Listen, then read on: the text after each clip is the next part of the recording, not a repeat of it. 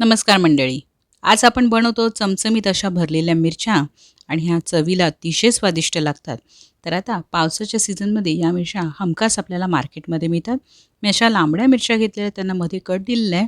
आता सोयीसाठी म्हणून मी त्यांचे देठ आणि टोकं काढून घेतलेले आहेत. तुम्हाला हवं असेल तर तुम्ही बियाही ठेवू शकता, देठही ठेवू शकतात.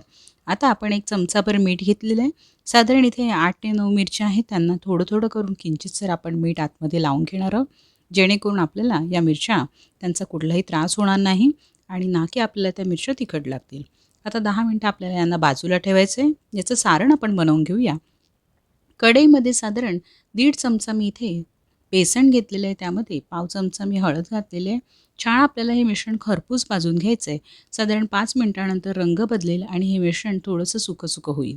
आता आपण त्याच कढईमध्ये पुन्हा 1 चमचाभर शेंगदाणे घेतलेले आहेत. त्यांना आपल्याला पुन्हा खरपूस भाजून घ्यायचं आहे. एक 5 मिनिटानंतर त्यांचा थोडा रंग बदलला, की आपण यामध्ये 1 चमचाभर तीळ घालून घेणार आहोत. आपण इथे सर्व प्रमाण समप्रमाणामध्ये घेतलेलं आहे. फक्त बेसन आपण इथे 1.5 चमचा घेतलेला आहे. छान आता हे भाजून झालं, की आपल्याला याला थंड झाल्यानंतर मिक्सरच्या भांड्यामध्ये फिरवून घ्यायचं आहे. मिक्सरच्या भांड्यामध्ये पावडर केलेली आपण बेसनमध्ये आता ही पावडर घालून घेणार आहोत. थोडंसं हिंग आधी आपण घालून घेतो आणि त्यावरती आपण ही शेंगदाणा आणि तिळाची जी पावडर बनवलेली ती घालून घेतो आहोत. अशा प्रकारे आपलं हे मिश्रण आता आपल्याला एकत्र करून घ्यायचं आहे. यामध्ये आता चवीपुरतं फक्त मीठ घालायचं आहे, कारण मिरचीला ऑलरेडी मीठ आहे आणि थोडंसं आपण तेल घातलेलं आहे. आता अशा प्रकारे हे मिश्रण एकत्र करून हे मिश्रण तुम्ही फ्रीजमध्ये स्टोअरही करून ठेवू शकता. आणि आता आपण यामध्ये एक मिरचीची घेऊन त्यामध्ये हे मिश्रण भरून घ्यायचं आहे. आता हे मिश्रण थोडंसं सुकं आहे, त्यामुळे तुम्ही अलगद हे मिश्रण यामध्ये भरून घ्या. जास्त दाबून भरण्याची गरज नाही आहे. जेवढं मिश्रण यामध्ये मावेल त्या पद्धतीमध्ये तुम्ही हे मिश्रण भरून घ्या.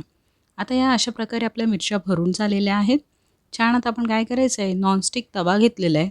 त्यामध्ये थोडंसं तेल घालून घेतलेलं आहे. त्यामध्ये या मिरच्या घ्यायच्या आहेत आणि आपण तेलामध्ये त्यांना सोडून घ्यायचं आहे. थोडंसं यातलं सुकं मिश्रण बाहेर पडण्याची शक्यता आहे, पण काही हरकत नाही. सर्व मिरच्या आपल्या ठेवून झालेल्या झाकण ठेवायचं आहे. व्यवस्थित मिरची शिजायला द्यायची आहे. एक 3-4 मिनिटानंतर तुम्ही झाकण पुन्हा काढून बघू शकतात. मिरच्या छान एका बाजूने छान शिजून झालेल्या आहेत. आता झाकण ठेवल्यामुळे पाणी यामध्ये पडत राहतं आणि त्याची वाफ होऊन पुन्हा या मिरच्या व्यवस्थित शिजतात. आलटून-पालटून आपल्याला या मिरच्या व्यवस्थित शिजवून घ्यायच्या. छान अशा सर्व बाजूने मिरच्या शिजण्याची आपण वाट पाहायची आहे. पुन्हा हवं असेल तर पाण्याचा हबका मारायचा आहे आणि झाकण लावून आपण सर्व बाजूने या मिरच्यांना एकत्रच व्यवस्थित रंग येण्यासाठी आणि व्यवस्थित त्या शिजण्यासाठी वाट पाहिजे. साधारण या मिरच्या शिजायला आपल्याला 10 मिनिटाचा वेळ लागलेला आहे. आपल्या मिरच्या आता शिजून झालेल्या आहेत. त्यातलं स्टफिंगही आतमध्ये व्यवस्थित शिजलेलं आहे, कुरकुरीत झालेल्या आहेत मिरच्या. गरमागरम सर्व्ह करा. तुम्हाला हवं असेल तर चटणीसोबत सर्व्ह करा. नक्की ट्राय करा. चॅनलला सबस्क्राईब करायला विसरू नका. धन्यवाद.